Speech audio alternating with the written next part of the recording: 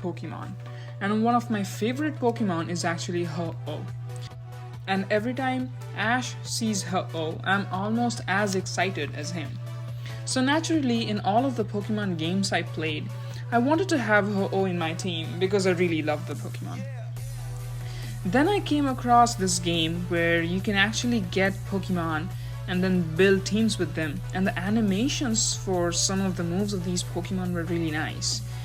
So I started playing this game, and of course naturally I wanted HooH to be in my team. But I realized that HooH in this game is actually not very easy to get. The only way to get HooH in this game is actually in the first week of the game if you are top 3 in combat power, that is CP.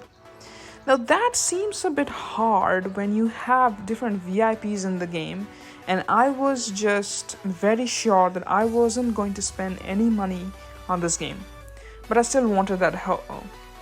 So I decided to use every resource that I got in the game in the first week to get HooH. And here's day 1. So I started day 1 with Charmander because obviously fired him with HooH. And as you can see, I'm playing the first few levels of story here. So they kind of teach you how to play the game and the different mechanics, the different skills that are available to different Pokemon.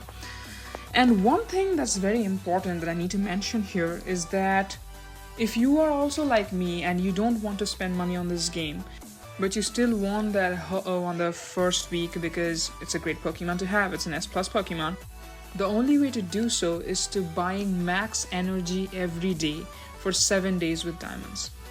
With more energy you can get levels faster, and with more levels you can get breakthroughs and trinkets faster. And the faster you get those, the higher your CP will be. But remember, only use these for the first 7 days, like spend Dias only the first 7 days, because after that you cannot keep up with the levels anymore. And here I reach level 2 and we get Lotad. This is an A-class mon. In the very beginning, like the first 7 days, I actually recommend decomposing your A and B class mons because you get these shard shop, and you can use just shards, like those purple white items, to buy Pokemon shards there.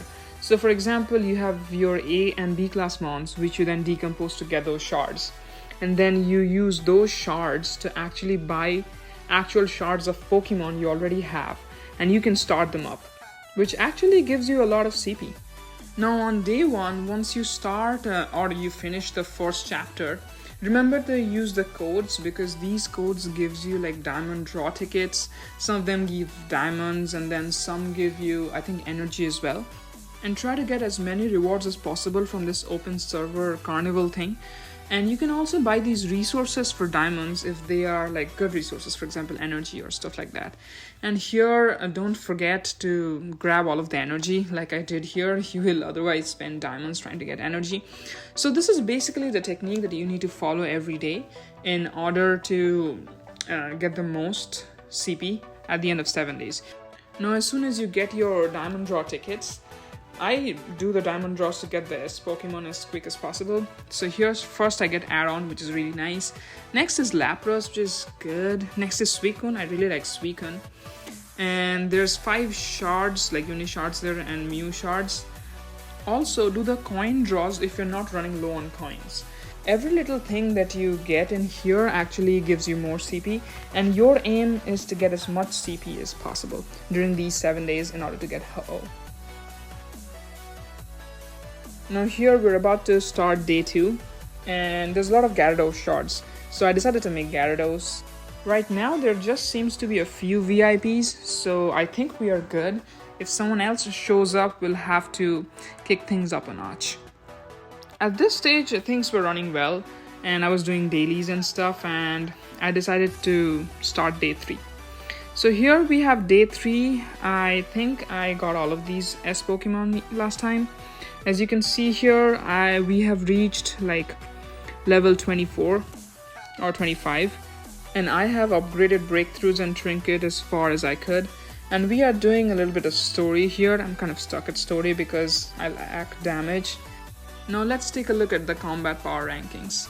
We are currently at 5, and I'm not too worried about that because we have Flynn in first place, we have Milk, I see 1 or 2 VIPs. The rest are mostly VIP zeros, so I think we'll be fine for now. So let's jump right into day 4. On day 4, we reached level 36 and we evolved all of our Pokemon, as you can see here. I also got Crobat, which was, I think, from Diamond Ticket Draw. And he's good for now. Like, I like the poison with Toxapex and Crobat. But as you can see here, I've tried to do trinkets as much as possible. And for breakthroughs, I have actually gotten the materials all from the coin store. That is the store that comes up as soon as you click on store. So I got all of our breakthrough materials from there. So we're good on breakthrough for now. Now at this point, I saw that I have 37 shards of Gyarados and 25 shards of Suicune. And in my bag, as you can see here, I have some boxes and I have 48 Unishards, which I got from doing various stuff in the game.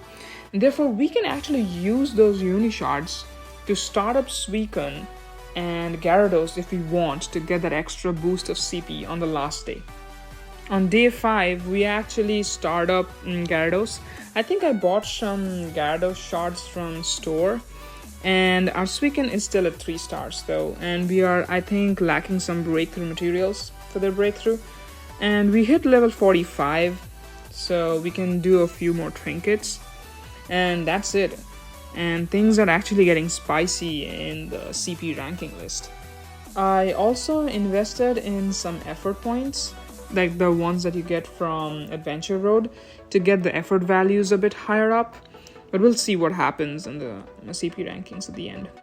Now on day 6, I decided to actually go all the way up in Arena, and we are currently at rank 3. And I'll actually show you a fight with, I think, T1 Dragon Ball. I think he's also a VIP 0. I'm not entirely sure, but we actually lose this fight. I think it's mostly because we lack damage at this point. And finally, here's day 7. As you have seen, I have actually introduced Mew because she's 5 stars. I also got Gengar to 5 stars because I can get Gengar.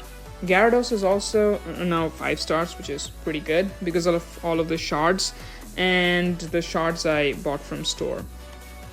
So things are looking pretty good right now. I have a few trinkets to upgrade. I'm just waiting on energy so that I can buy the purple stuff for the trinkets.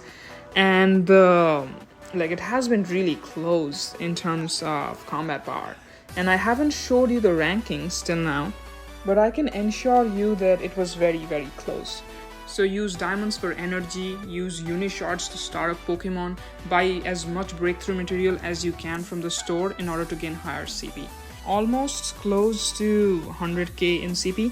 And these are all my Pokemon at the end of the 7 days. And let's see if we actually get the HooH. So let's go into mail. And yes, there's a combat power reward, which is for achieving, I think, 80,000 CP. Yes. And then I have another one which says that I was second. So that makes HooH as my reward. Now, HooH is a pretty decent Pokemon if you're looking to build like a fire team in the future. You get HooH, and you also get his unique held item, and also some awaken stones and some Moo milk, which are good. So without further ado, let's claim our HooH, and there it is. HooH as a VIP 0 in a new server on Rise of Elf.